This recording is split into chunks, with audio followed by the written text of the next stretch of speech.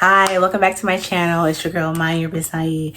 And today I wanted to do a part 2 on how to start an LLC. So it's been a couple months since I've been in business, and just some things that I've learned. It should go really, really quickly, but just some tips on what I think a small business owner or a person who's trying to start an LLC should know. Part 2. All right. So these are the things that I experienced and what I went through, and I'll just go through my list. It's pretty short, but anyways, number 1, I did all free webinars that were put on by my state's local business center or Department of Revenue. And so you have to go to your local state's Department of Revenue site to see if you have to pay taxes on items, or actually charge sale tax on items that you are selling or producing for your clients or for the public to buy from you, right? So what I do when I offer client services with nails, I actually do not have to pay sales tax. But let's say I want to sell a nail set, like press-on nails. I will have to pay a sales tax on that. I did not know this until I took that free webinar. And there's plenty of free webinars on like how to come up with a business plan, how to make your LinkedIn look profitable. I don't know, something that someone wanted to click on. How to just network is everything you can think of from a small business mindset or a small business owner's mindset of what they need to know, what they will need to be in action. Also, like things like how to set up a Google ad for your business, how to set up an Apple map like site. Like, you know, when you go to Apple Maps and you're looking for something, you just say, let's say you're looking for nails, a nail salon, and your actual business will pop up on Apple Maps or Google Maps. There's a free webinar for that too. And they put these things on throughout the day. So let's say midday, in afternoon, in the evening. So they offer the same classes at different times throughout the day, throughout the weeks. So you could literally go to one every other day, every day, on the weekends, and it's all virtual. I don't know if they have some in person, but the ones I went through, I think I might have went through 10 of them, and it was virtual, right? And sometimes you're going to meet the same people that's in the class that was in the class beforehand, but it's all people who are starting from the very scratch of starting a business. And you'll meet people that's doing stuff like starting a nonprofit, 501(c)(3) or whatever it is. But yeah, you're going to meet people. And you have to kind of like introduce yourself, just give a little spiel of like, what's your business? What's your name? How long you been in business? Do you have a business account? Have you filed taxes? Have you actually got it registered with your Secretary of State? Like, they'll do stuff like that just to do like a small icebreaker. But yeah, so what I will say, you don't have to pay for any of these classes or webinars. Make sure you find them for your state, your small business association for your state, and they put these on for free. So get as much knowledge as you can about being a business owner for free, number 1. Number 2, you will need to contact your local county or city departments, whether that's our health department, inspections, permits, to see what you need to do in order to be legal in your county to do business, and even in your state, in your city to do business. It's more than just having an LLC that has been formed by your Secretary of State. Now you got to make sure that you can do it legally where you are at and where you are going to service your clients at too. So let's say you are servicing clients in your local county, your local city, but you also drive. You got to make sure that you are paying taxes,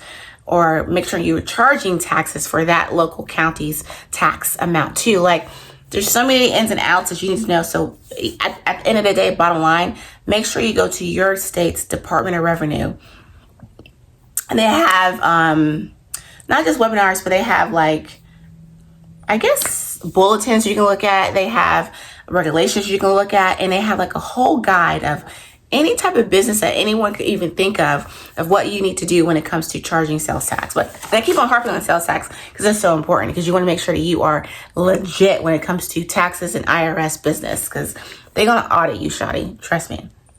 But anyways, you do want to contact your local county and city, and all you really got to do is usually call them. If they don't pick up, then you send them an email. And they were super, super quick with responding back. And it's just like a to-do list of like, okay, I may not actually have to get a health department to come out to inspect, but my board has to come inspect that has given me my license to operate, so just make sure you're covering your T's and your I's and all that, right?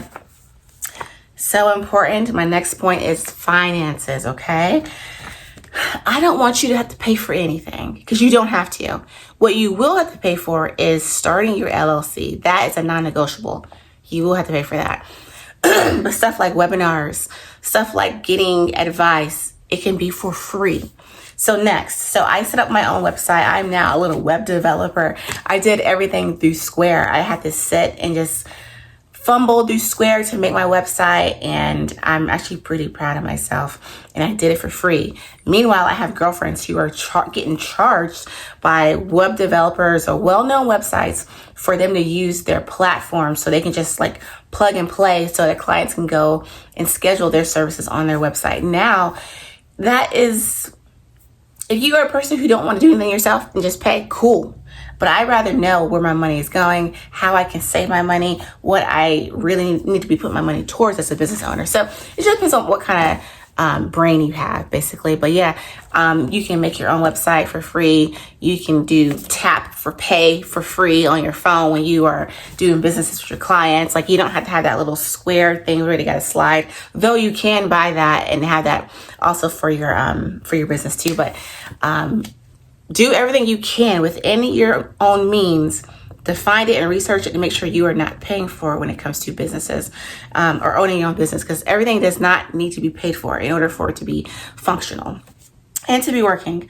Also, so when I tried to set up accounts with like PayPal, Cash App, and even Square, whenever you do swipe, or even if you, let's say you have your own business account with PayPal or Cash App, and you get paid through them, and that money is coming from your client to your business, in order for you to get that money out of there, they charge you a percentage. So let's say someone Cash Apps your business, your LLC.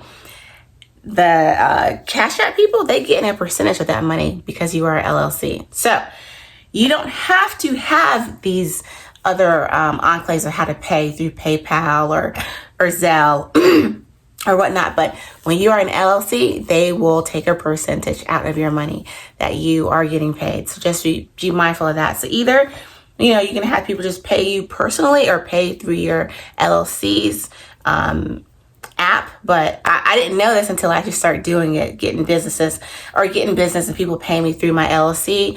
And I'm trying to make as much money as I can. So you make your own decision. But yeah, when you have your own account for your business, they will charge you a percentage just for using it as a business owner. But when you have that same account, say you have a personal Cash App, they don't take percentages out, but they do if you're a business owner. So just know that. Ooh, supplies. You need at least $1,000 worth of supplies.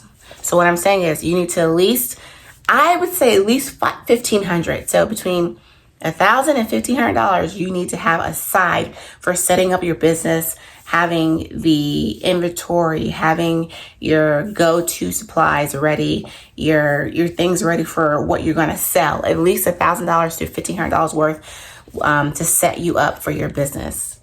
I think that's a non-negotiable, and that's why I'm saying, like, you don't want to pay for other things that you don't have to pay for, because your money needs to go to getting your supplies, having your inventory, making things that you need to make in order to sell, right? So save your money while you are trying to start your LLC and have that in your back pocket. Now, also, when it comes to managing your money, like monitoring how much you are spending, how much you are receiving in, I would say do free cash monitoring for that too. So I use, it's something with Zoho Books. So some people use QuickBooks or Intuit or whatever. I use Zoho Books because it's free, right? And what I do is I take a picture of the receipt, and then I put in the information of how much I spent, the date, what it was, and it keeps it and then organizes from day 1 all the way to day 150, whatever the day is, the present time of what I spent. and it'll have a graph of my expenses, stuff that's going out, and money that's coming in. So you can do that also with Square when it comes to like invoices and setting up email reminders, or sending out a reminder for, hey, your appointment this time with Precious. Like, you can do all this stuff for free. Like, all you got to do is, one, your best friend's going to be ChatGPT. I'm going to tell you that right now. You can ask it a lot of things when it comes to setting up business, setting up anything in life, but definitely business. ChatGPT helped me out when it came to just making some decisions, because obviously it's the internet and it can answer me faster than me Googling it too. So yeah, so definitely have you some money in the bank when it comes to starting a business. Let's see. Oh, and one other thing too, I want to say, if you are traveling for your business, you want to have a mile counter or mile marker. So like from your starting destination, which is going to be your business, to where you're ending up at, which is your client's home, and then the round trip, you want to be able to monitor that. So I use something called Mile Out IQ. That's an app on my phone that tracks my miles that I drive. And it'll something that you can say for each appointment too, document that too for each appointment. So you know how much gas you used, or how much you should be getting paid back, like a per diem to yourself, or what you can, I guess it would be called a business expense. So what you could use when it comes to maybe filing your taxes, like, hey, I drove this amount of miles this year for business, and I used my personal vehicle, and it's slash my business vehicle, so I can maybe get a tax cut on my gas, or how much I spent, or there's ways around it. There's ways around to get I'm trying to find the right word, but tax benefits, tax cuts for using your personal items, because you're using it for your business too. Like, for example, I have my own nail room here that's in my own home, but this is my home too. So, but that whole nail room is specifically just for nails, just for business. So, but what do I do here? I have electricity, I have internet, I pay my bill. Like, I'm splitting it. So this is also my business expenses too that I use at home. So just know, like, even though it's your personal use, it's also your business use. And sometimes you only want to use a certain piece of your home, or a certain, let's say a laptop or computer, or a certain desk area for business only, right? And also, when it comes to filing your annual taxes, your Department of Revenue or whatever, or your county tax agency, they'll send you a form in December of each year, and they'll say, we want to know how much inventory you have of, let's say, acetone or alcohol, or what did you have to pay this year that you needed to, let's say something broke. Let's say a nail drill broke and I had to buy another nail drill. How much did it cost? Like, when did you buy it? What is the name of it? Like, they want to know all that stuff so they can charge you taxes. Taxes, again, on something that you bought, but you're using it for business. So I have not got the actual tax form yet, which I will get this summer, but I will tell you, they give you a short time of how long it takes for you to get it done. I think they give you a month. So if they send it to you in December, they want it back by this December, or it's either by January, but either way, you don't have a long time to get it done. So once you get that form from your county, get it done. Also, every year you got to do an annual report with your Secretary of State, and that cost me $200 just to file it. So really, what it is just re-upping. It's kind of like just keeping your business open, basically, with the state, saying, yes, I'm still in business, I'm still the owner or CEO, I have X amount of employees, this is who is my vice president, blah, blah, blah. They just want you to update that paperwork every year. So even though I hadn't been in business for a year, every annual year, you have to file this annual report.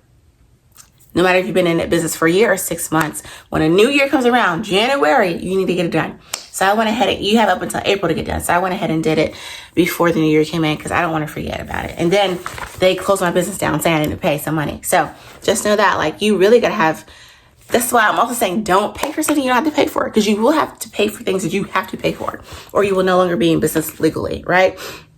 But there are people who are out there saying, Don't start an LLC. Don't pay for nothing yet. Do everything you need to do. Get all your clients first, and then let the state come and find you.